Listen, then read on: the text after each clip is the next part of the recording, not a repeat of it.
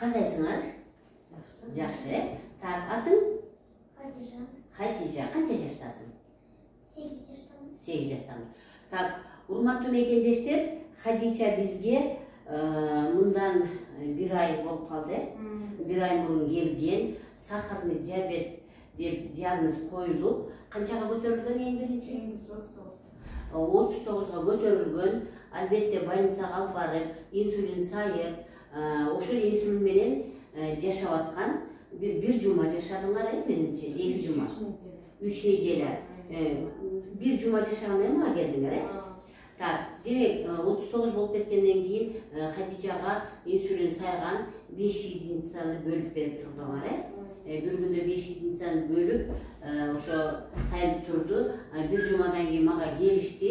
Мен буларга түшүндүрүп бердим. Негизги сахарды түшүрүш үчүн нерв системасы, анан инсулин өзүбүздүн натуралдык инсулинди чыгарыш керек деп түшүндүрдүм. Баландан сурадык.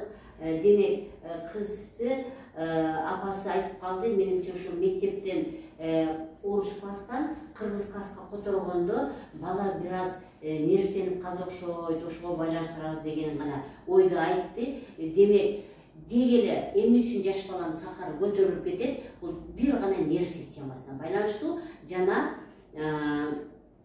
кыймылына байланыштуу да. Барын түшүндүрдүм, буларды уктук, мен өзүмдүн кеңешимди бердим. Мен айттым, баланы строго диетага түшүргүлө дедим. Анан кийин биздин көнүгүүлөрдү жасагыла дедим. Бирок булар абдан ушул орунду абдан интернеттен да издештирип туруп, өздөрүнүн көнүгүүсүн кошушкан. Бүгүнкү күнгө акыркы 1 жумадан болуп калды, же канча болуп калды? Акыркы 1 жумадан ашып калды. Мен кайра звонок этип айтып турдум, инсулинди азайткыла, адамдын өзүнүн инсулини чыксын деп айтып турдум. Мына 1 жумадан ашып калды. Демек 10 күнгө жакын булар инсулинди сайбай жатат. Эмне үчүн себебин азыр өзүнүн апасынан угайлы. Кантип силер кандай кылып ушул азыр инсулинди сайбай калдыңар? Башта бирден изин азайтып аттык. Бир изинчадан азайтып, анан диетаны күчөтүп аттык да, более жесткий кылып баштадык диетаны.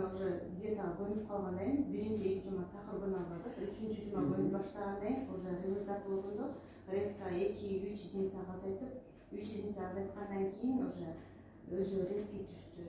Биз ойлодук, же медовый месяц башталды, же уже диетанын результаты болду деп. Анан дароо токтоттук. Бир аз кармалып турду, эмегече 1-2 күн стабильно кармалды. Низкий болупчу. Анан уже андан кийин биз инсулин албай эле, бул жанагындай физический активность менен уже стабильно 9дан ашырбай кармап турдубуз. Демек, эмне кылышты? Ошо бир тамакты бересиңер деп айткам да, бир тамакты бересиңер, анан текшересиңер дегем.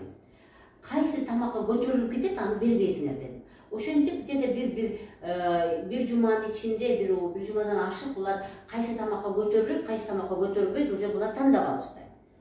Анан ошо көтөрүлө турган нерсени бербей, строго мен диетам менен кармады, бирок бала башка жаш бала дейм, башка нерсе жегиси келиптир.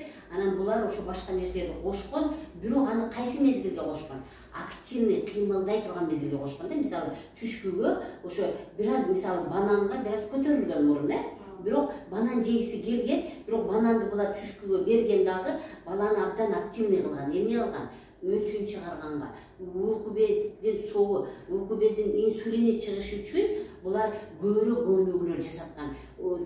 Туболоткон, секирткен, ойноткон, кол менен мен айткан массаждарды жасаткан, өздөрүнүн көнүгүүлөрүн кошкон. Ошондо баягы тамак сиңип кеткен дагы банан сахар көтөрүлбөй калган. Көрдүңүздөрбү? Демек, урматтуу мекендештер, мына азыр 1 жумадан ашып инсулин сайбай жатат.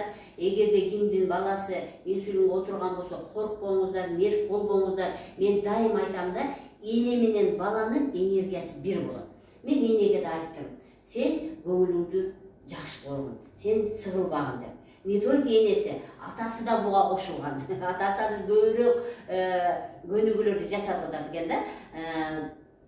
атасынын диетасы, атасы эми көбүрөөк өзү колу менен жасап берип, ушул сахарды көтөрбөгөнгө тамактарды тандап, анан жейин деген тамактарын кичине берип, бирок көбүрөөк кыймылдатып жатат. Көбүрөөк кыймылдады деген сөз, бул деген өт менен уйку бези согу жакшы чыгып атат деген сөз. Демек, баланын өтү менен уйку бези жакшы чыкса эле, бардык оорунор. Бир эле бала эмес, дегеле дүйнө жүзүндөгү адам өзүнүн өтүн, уйку безин, боорун, ушул 3 орган деле жакшы иштетсе, бардык оорудан чыгып кетет. Демек, мен дагы силерге ден соолук каалаймын, көбүрөөк ошол диетаны карманып, өзүнүн инсулини чыкканга чейин дагы көбүрөөк убакыт керек, 1 ай керек, 2 ай керек, мына 1 ай 2 айдын ичинде уже баланын инсулини кадимкидей чыгып калат дагы, Кудай буйрса инсулин албай бул оорудан айрылып кетет деген ниет менен, урматтуу мекендештер, силерге дагы чың ден соолук каалаймын.